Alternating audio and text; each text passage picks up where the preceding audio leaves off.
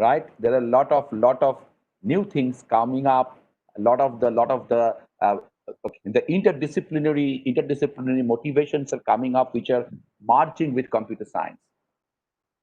So, but again, said all these things that computer science is really a vast field in the present era, right? I think compared to the other domains of science and engineering, okay, computer science has might be the subject which has expanded the most, or which has covered the other interdisciplinary domain the most.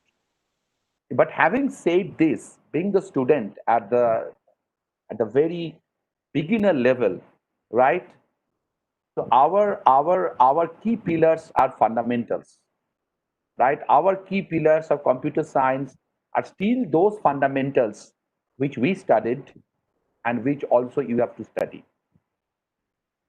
But the only thing what you have to remember is that the way we studied at our times, right? At your times, you have to study and you have to learn much more things, right? So our days were much easier than your days, okay?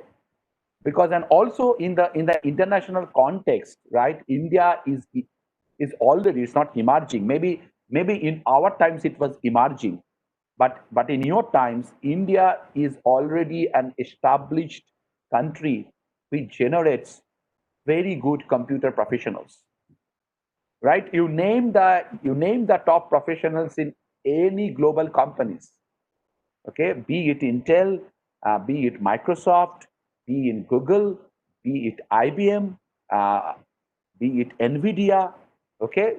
You just name the companies and you see that the CEOs, the top level engineers of that companies, okay, constitutes okay 30%, 30 or maybe more, okay, 30% to 40% people are Indian. They are in very top positions. So, so why I'm telling you the challenge, because now you have to, that means now people recognize that when you are coming with a computer science degree with one of the top colleges of the state and the country, okay, because in the country rank also this college, the Rahura College, is one of the top college in the country as well, okay, as far as the NIRF ranking of our country goes. So you know that you have a challenge because you have to carry on that baton, right? And you have to come up with colors, right? In the top level in the national and international perspective, right? So those are the challenges you will be having to take, okay, and you have to sail upon, right, with those challenges. But again, I repeat that you should always focus on the fundamentals, okay? Those who have flourished in their careers, okay, those who have actually took up challenges, are doing good things, right? They they were very good in their fundamentals, and that's why they're doing so many things, right? Because fundamentals in a united way can generate a lot of complicated uh, things, a lot of complicated activities, and that's why we focus on that. So now I have seen your syllabus of computer science. Your respected Swamiji has given me the passed me the syllabus. I had a look and study on your syllabus. Your syllabus is fantastic. Your syllabus is very well spread out. Okay, it gives us your enough opportunity to learn both the sides of computer science. So computer science in the present day, you cannot just define that, hey, these subjects are computer science, right? Computer science in the present domain consists of the computer theory, right, which actually works with the starts from the algebraic formulations and goes into the subjects like automata, like Turing machines, okay, the algorithms, data structures, right? These are the very conceptual subjects of computer science. If you don't study these subjects, what you will be missing out, you cannot formulate a computational problem. Okay, in computer science, the most important is that your problem can come from any domain. Your problem can be a business. So why computer science is so popular? Because the computer scientists can solve the problems of multiple domains. How they solve it? The problem can come from business. The problem can come from agriculture. The problem can come from science. The problem can come from come from environmental studies, right? That means weather prediction, or maybe agricultural estimation, maybe your financial analysis, maybe you're designing a complex missile system which will act in the defense. All the things comes into the plate of computer science engineers in some form, right? And what computer science engineers do, computer science engineers try to formulate the problem in the paradigm of computation. And that's the most important thing you have to learn. You have to learn that how the mathematical models and the logic behind computer science will help you to define any problem in the domain of computer science, right? And those are some of the key components of computer science, as I told you, starting from your discrete algebra, okay, logic, okay, and then it will come in the automated theory, the concept of Turing machine, the algorithm, and data structures, those subjects, right? There is other part of computer science. Okay, once you develop this particular computer formula, the computer science problem, you have to work with real data, right? Your formulation will only give you the what you need to do in terms of computation, right? A problem formulation in the computer science space tells you that what you need to do in terms of computation to solve this problem. But then you have to actually execute the solution, right? You have to generate the solution, right? And to generate the solution, what you need to employ this particular your logic in a computation system, and you have to work with some real data. When you try to work with some real data, then the other part of computer science comes up, right? Which is the computer science which deals with data storage, data access, right? Computer science which deals with the computer programming, right? How we process data in your machines. What are the ways the instructions can be generated? What are the different types of high level abstractions of the instructions, which are high level languages, and then how it get massaged into the various to the various types of transformations, and ultimately it goes to the machine, which is your hardware, right? Whatever computation we do, right, you know that ultimately the things get done by the hardware, right? Because hardware is the real machine of computer, right? Software is the control of the process, okay, which needs to get executed in the hardware. So from your computational problem formulation, you have to churn out a type of software definition of the particular computational problem. And that is the computer programming language, right? You need to know what is the best language available, what is the best language which gives you a very flexible type of library. And another context which is very predominant in computer science is nowadays is called the portability of computer programs, right? Because we know that when we were in the colleges, we were developing computer programs which will be running on a very, very decent looking computer systems like your desktop. Laptops were not obviously so many in our college days. We used to work with mostly desktops and workstations. Okay, but now, no, but now the maybe a 10 time complex program runs in your smartphone, because your smartphone is packed up with the devices, with the storages, with the processing capability, which may be at least 5 to 5 times than a desktop computer which was used to cater us 20 years ago. So you see the transformation of the computational system, right? And that's why the portability is so important. It's not only the smart system which we are telling as smartphones.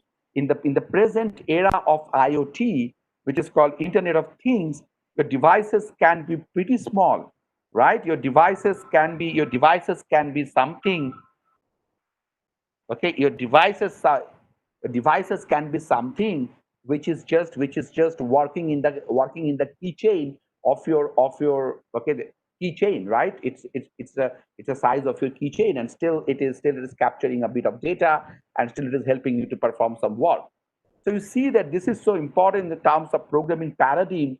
That means you need to develop that the programming platforms are getting evolving, where we initially had the concepts of programming for systems which are actually really looks like computers, and now we are programming for systems which doesn't look like computer, or actually not a computer, but there are computational processes which are getting executed inside those systems, like autonomous car, autonomous vehicle, your smart systems, your IoT systems. All this comes into that. So you see that programming has the that means from the formulation, the formulation to the software development, and to then generate the programming, and to execute it in the system. Okay, there are so many things you need to do, or so many options you have, right? And that's why you need to know the programming platform, the programming language. There are various programming languages. You have the still I believe the fundamental programming languages is either C or C++, but you have to graduate slowly to Java, and then Python is so popular, or is so useful in nowadays. Especially Python is a sort of open source type of platform, and it can do different types of. It has a rich with libraries, right? And it can work with various domains. Some primary programming yeah, applications you can develop. You can get up to applications which are in the domain of machine learning or deep learning, or very complex computations. So this is one particular flow of computer science, which actually converts from your computational formulation, from your formulation of the computational problem, how you develop your software. Once you come to that level, you also have to think that what are the underlying hardware there, right? And there comes, and how the hardware is being offered to the software, right? And there comes the subjects of operating systems. There comes the subject of computer architecture or computer organization, which you also have to learn, because when you are trying to make your computer system very optimized, it is not only the optimization in terms of the software, you also have to do in terms of the hardware, and you can offer a very customized system. And you also have to know that what is the performance of your software on a particular system. Okay, so unless you know that how the system components are interacting for a given piece of software, okay, understanding the processes done in the operating system level, and understanding the ways the instructions are executed in the architecture level, you will not get that particular insight. So so there comes a vision of a computer engineer vis-a-vis a vision of a programmer. So, so many of the times students tell that, "Sir, without doing a computer science formal course, right, I can develop good programs." Right? I don't disagree to that. Because why I don't disagree? Because programming is not only computer science, right? You have to understand this. Programming is obviously a component of computer science, but programming only helps you to develop the software given a particular specification, which is called the which is called the formulation of the problem. So computer, what is a computer science graduate skills computer science have? A computer science graduate skill will be from top to bottom. Top starts from the computation, from the formulation of the problem, because the particular computer science student knows algorithm, knows data structure, how to abstract the real data in a particular domain to the data which can be stored or which can be processed in a computer. So those techniques are data structure and database. So formal computer science student will know that, right? Then comes the software development of that particular problem. Okay, that is majorly 70% of that may be programming, and 30% of that may be how you store and manage data in a database or data structure. But But the next part comes that how this particular program interacts with your system, that right, and how you can make this program very well suited to the system, and that comes the logic of operating system and computer architecture. So you see that a programmer, if you say that I am a programmer having some other degree in science or maybe in other stream, and I have learned program, I can only manage, given a person define this as a computation problem and tell me that what it needs to be done, I can code it.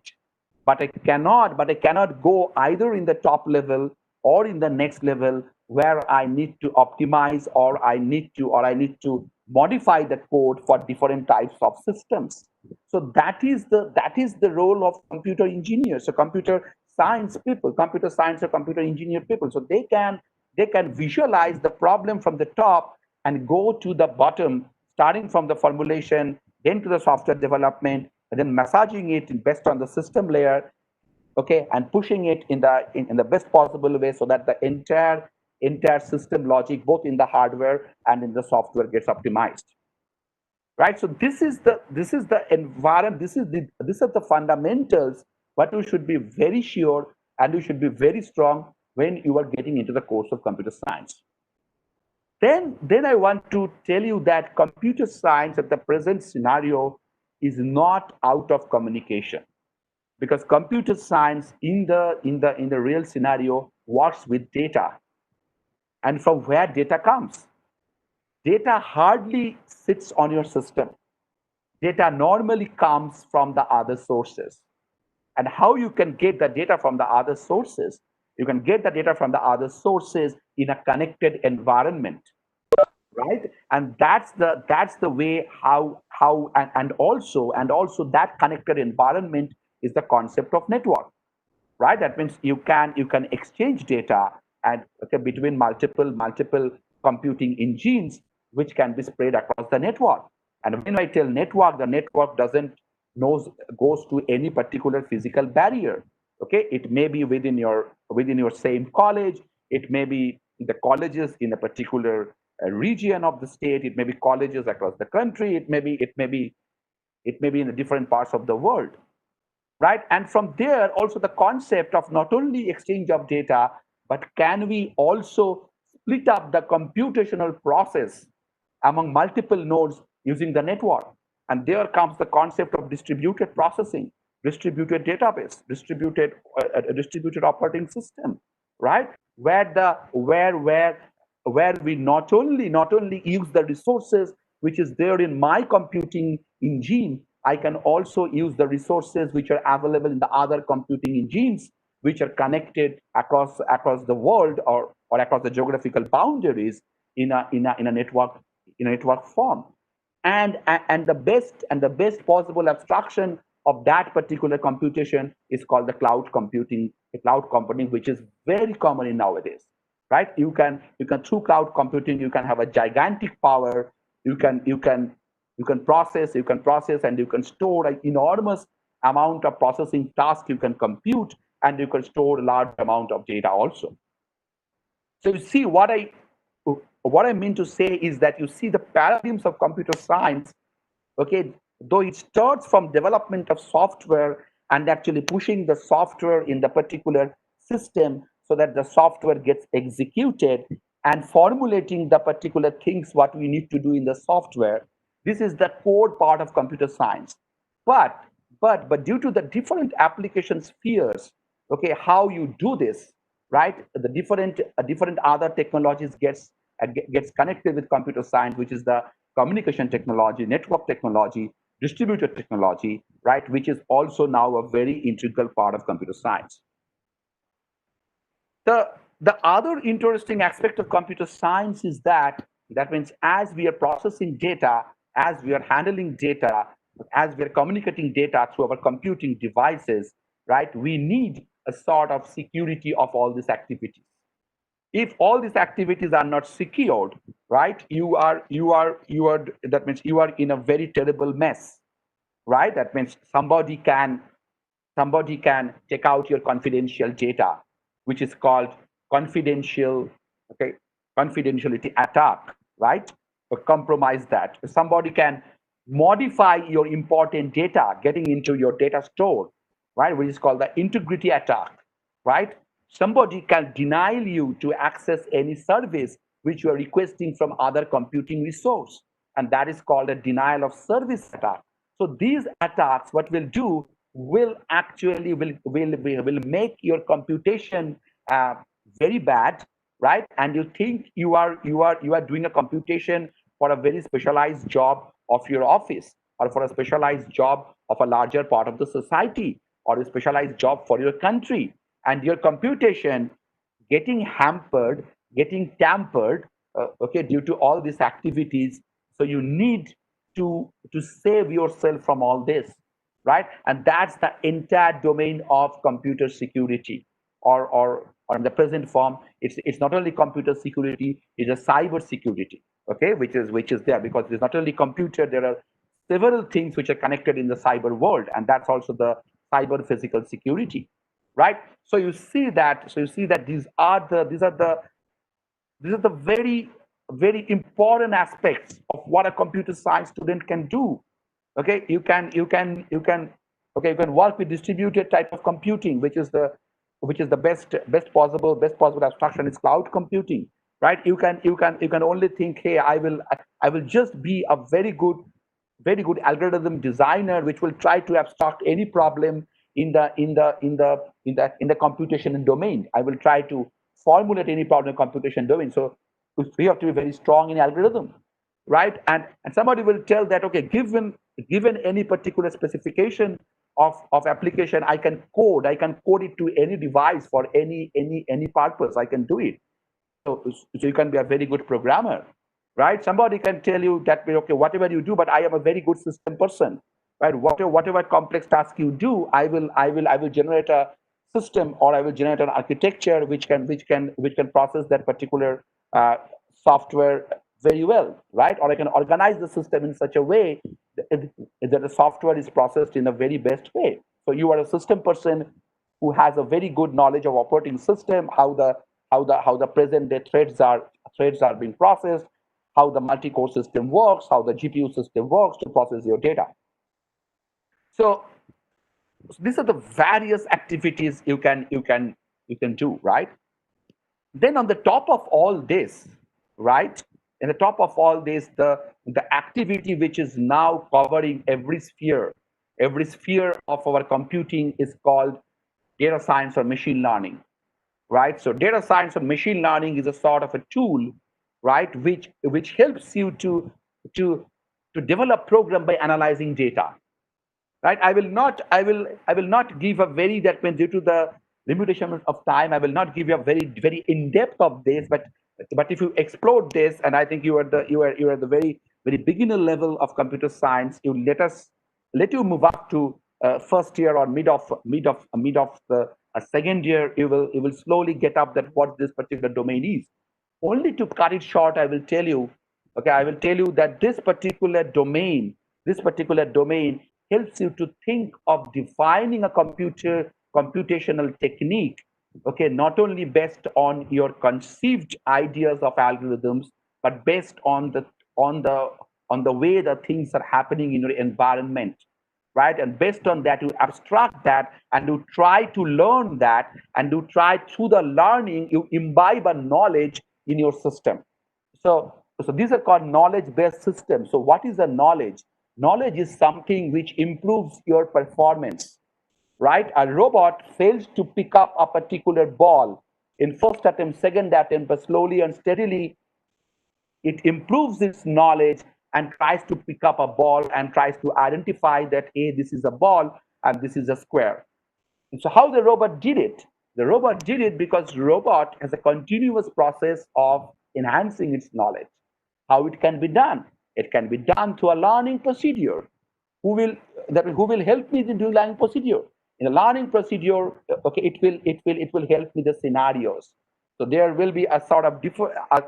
There is a very interesting paradigm of computer programming where we see what is happening.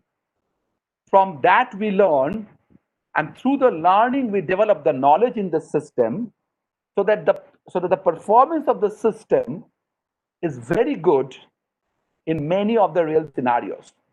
Now, if we don't do that, if we just try to come up with a one-shot solution using a computer algorithm, right, without this learning process, it has been proved that the one-shot solution may fail in different scenarios because the system doesn't have a wide scope of knowledge which has been learned through the environment.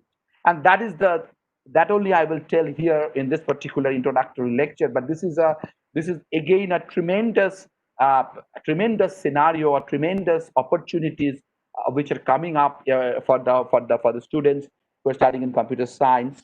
So I have given a very brief or picturesque view of what is computer science in the present day. And just to tell you that means if we that means if okay, the projects what the computer uh, uh, science students are handling, okay, or the computer science researchers are handling, if I just list, you will be fascinated. Okay, they are handling projects for the doctors, right? That means our group works with the doctors, okay, to develop something called pages. Okay, ultimately your code hits your hardware. Okay, sir. Okay. Okay, sir. Thank you. Okay. Okay, good. Hello, sir. Yes. I am Joydeep, sir. Thank you so much for such an thrilling induction lecture. Sir, as I came to know that your research interest is in quantum computing, uh, Mhm. I just want to know in a brief idea that why we need quantum computers and what are the main challenges to construct a quantum computers.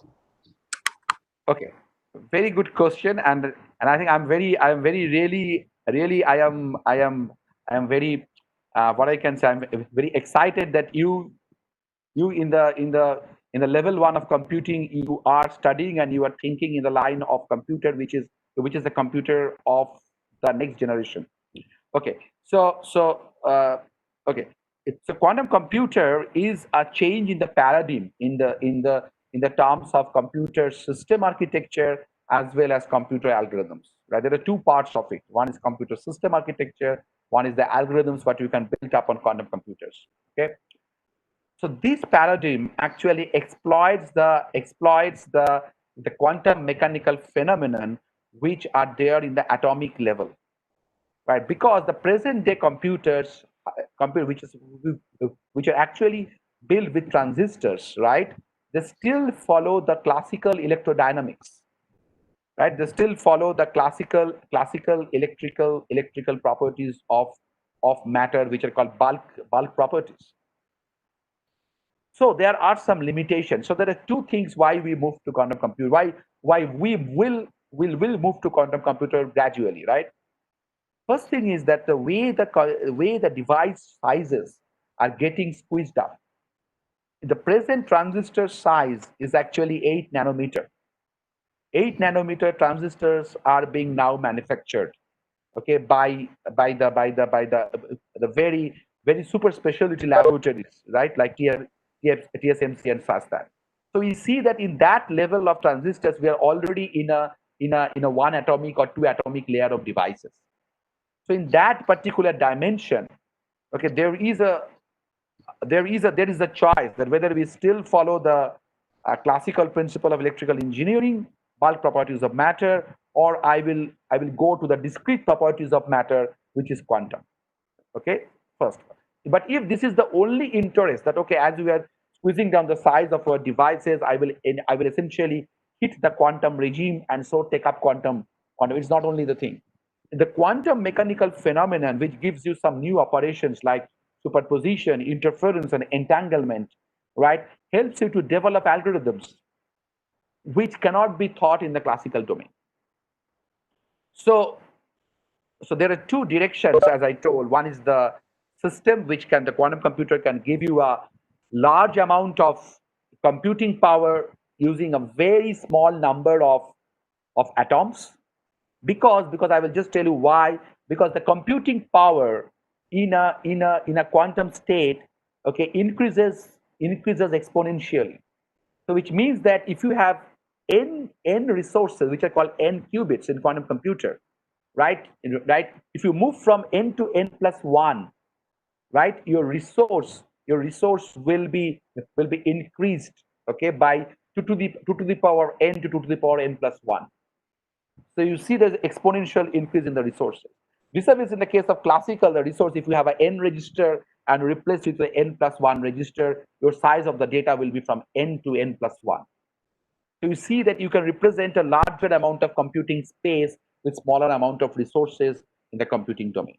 And the second one is that apart from this, you have some of the techniques in the quantum mechanical domain, which actually gives you some betterness in the algorithm. Last but not the least, quantum computer machines are not now only somebody thinks or somebody have some idea. They are in reality. Quantum computing machines are in reality, right? IBM has it, Google has it, D-Wave has it, Rigetti has it, Atos has it. Okay, I have yesterday I saw that Tata Honeywell also has one quantum computer. They have built one quantum computer machines, but there is one difference. Quantum computing machines will not just like desktop or laptop, what we are common. Quantum computing machines will be mostly at the cloud. So it will be offered as a service. So if you want to crack if you want to generate a drug uh, for your COVID-19, you have to do a huge amount of search okay, among the drug molecules. It's a complex problem. Okay, you push it to quantum computer in the cloud, right? So quantum computing paradigm at the present point of time will now come up into the business problems, will now come up into the scientific problems, and that's why the pioneers like Microsoft, Google, IBM, right? They have already taken the path and they have already established very well defined activities in this domain. Wow, thank you so much, sir. Okay, yeah.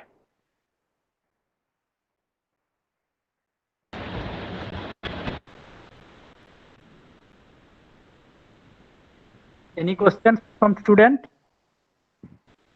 Sir, good evening, sir. Yes. Sir, actually, I'm very glad to know your taste of computer science, sir.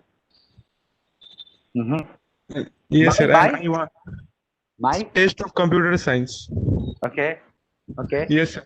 And sir, I want to know, sir, can you tell something more about cloud computing? Yeah, I can go on and on. Okay. Yes. Okay. So cloud computing is something. It's actually, that means when we started in research, okay, distributed computing was very strong, right? And computer network was in our courses also. Distributed computing was not there in my courses, but some of the students like us were just trying to see that what are the applications of computer networks, and we find distributed computing. But when we started research with our student, we found that the emerging thing is cloud computing. So cloud, what is the cloud? You try to think what is the cloud. Cloud is something which, that means, suppose in 4 o'clock I see a cloud which is there of a smaller size. Maybe at 5 o'clock I see that the cloud size gets very larger, right? Yes, sir. And the shape Yes, also sir. gets changed. So that is Huh. the concept of cloud, which means that, and it is a concept of virtualization, which means that there are several distributed resources across different corners of the world, right? Yes, Now, sir. in a way that these distributed resources can be visualized by an user as a single entity. But this entity will not be a sort of limited by any number or count. Okay, this is according to the requirement of the user. So a user can tell that, hey, I want 24 computing nodes to serve me. So your cloud service provider will organize 24 computing nodes with the specification what the user requires. Now these 24 computing nodes will be virtual nodes.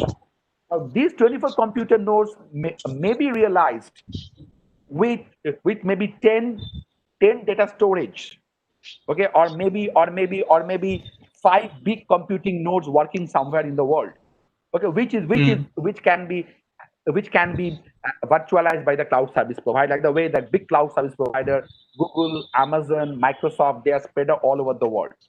So, but this is a very good in the user's perspective, in the sense that suppose a business house, okay, wants to have a good performance computing in his for his own business purpose. The one way is that he will install the computing in his own premise. Okay, he will employ the system management people to monitor this. But might be if we see the system load, might be the system load is only reaching 95% when they're at the end of the financial year, or they are in a particular period of the financial year. In the rest Hmm. all, they are only using the maximum capacity, 20% or 25% the maximum capacity. So if you estimate the loss in terms of investment, in terms of maintenance, in terms of energy, which is spent for the infrastructure, right? The business house will surely tell that this is a loss for us. Now, what the business house can do? Business house can actually connect with a cloud service provider. In a cloud service provider, it is pay as you use. So you tell me that okay, that and this charge is also varying. When there are so many users on your cloud, then if you try to get a resource, your resource will be costly. It's a very beautiful revenue model which has also been researched very well. If you want to know the revenue model of the cloud, very good person is Dr. Shomo Sen of University of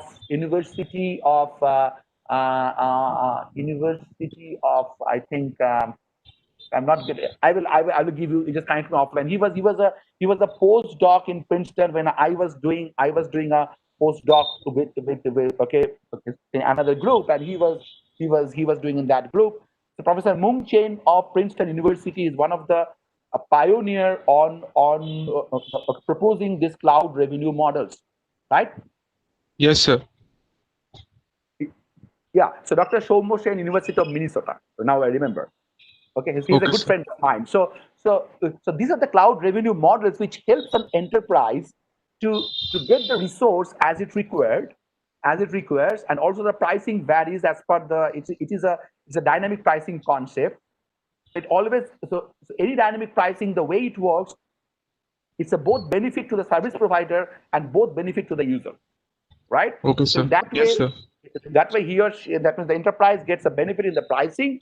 Enterprise gets a benefit in the usage of the system, and the cloud service provider is not only supporting one enterprise. The cloud service provider, by expanding and contracting its resource space, okay, are servicing a number of users over a given point of time. And that's the beautiful. So cloud itself, okay, incorporates computer science, incorporates economics, incorporates networking, right? Incorporates security. So many things associated with the cloud. Yes, sir. Yeah, yeah. Okay, sir. Thanks, sir. Thank you.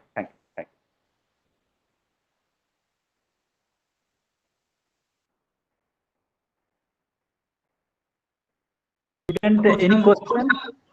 More questions from students?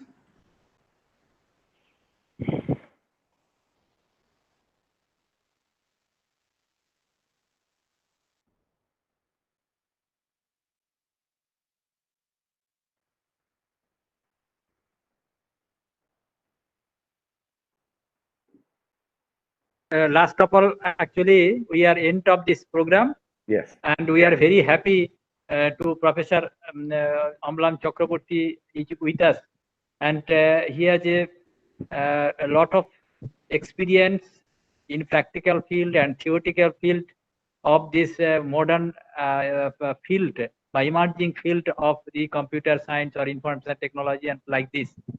And the students actually afterwards, I invite him afterwards when this pandemic situation is normal under our control. Then he previously came our college and also give talk and interact with the student, and also one or two student of our college also he has done project under him. He is a very good teacher and very good experience in project and other practical field. So you student, those are actually in a newly admitted computer science, you have a lot of field you can understand, and you can get lot of support, just like Professor Amlan Chakrabarti. So you don't worry that your journey will be safe because many are with you. So don't worry. And in future, we are also hope to get also the help of the Dr. Amlan Chakrabarti, and he helped lot of way. I do not tell you because he is closely associated with our college and with our department. And so we are very lucky that this person we are with you. So with these few words, I extend our heartiest regard to Professor Amlan Chakrabarti on behalf of the college, on behalf of the department, all the faculty members, and the students, especially you, those are newly admitted students, those are present. So I welcome and also extend my heartiest regard to him. And also I tell sir that in future, when this thing will under control, sir, please come again our college and interact them this face to face, not this virtual field. But virtual field, what can we do? We can also enjoy, because every classes and everything is going on. Theory class, everything are going on, and students are also accustomed. Sir, what can you tell? This virtual field also one type of field. We have to accept in Yeah, future. I am not very, that means what I can say. I will not, and that means say that the virtual is very good for the students. Maybe Yes. for some of the students it's good, but I think always the class with the board is the best way. But within this environment, what we can do, that means still we can offer at least our best with the virtual. That's only the virtual platform. But Yes. still the classroom is the best, Best. in my Yes. opinion. Yes. It is because of eye contact, this personal interaction. Yes. These are actually lacking because all we are sitting different place. These Yes, actually and also I think it's a sort of it's a bit boring sometimes in yes. virtual. Yes. It's a Nobody in front of. same posture of your professor. Yes. Okay, either he's sitting in somewhere. Okay, Yes. and in the same posture he's delivering Yes. everything. It's a very monotony. Monotone. Okay, Yes. but for good students, they want to abstract some core ideas. It's okay. Yes. But for some of the students where you need to interact with them, you need to see that whether they're getting into the things or not. Okay, and also especially the subject in computer science requires a lot of mathematics. So Yes, sir. sometimes if I just write mathematics, the students will not understand. I have to tell that okay, this term tells this, and then I go from term X to term Y, and I tell Yes. okay, in background you have learned this, and to Yes. just try to recollect this. So these things are pretty difficult in the Yes, virtual sir. world, we find. Yes, sir. Yes, sir. And we cannot understand actually what is the this hot thing actually taking a student. What actually Yes. taking a student in different Yes. section of the students are present in this Yes. class. Yes. It is very difficult. Yes. Yes. So what can we do? So we have to wait 2 or 3 months, maybe. Maybe I do not Yes. know. Maybe. If we are very lucky. If we are Lucky. very Yeah, lucky, we can start yes. everything within next 2-3 months. Yes. Okay, let's all pray to the Almighty. Yeah. Okay, Yes. okay, that the things this will go out of our Yes, sir. Yes. world, of the entire world, not only our country but entire world. Yes, entire. So, sir, thank all of you. No, So thank you, Swamiji, for valuable time for us. thank you, Swamiji, thank you, Thank you, sir. thank you, sir. you. Thank It all to was the students. an Okay, inspiring lecture. be Yes. happy, be safe. Yeah.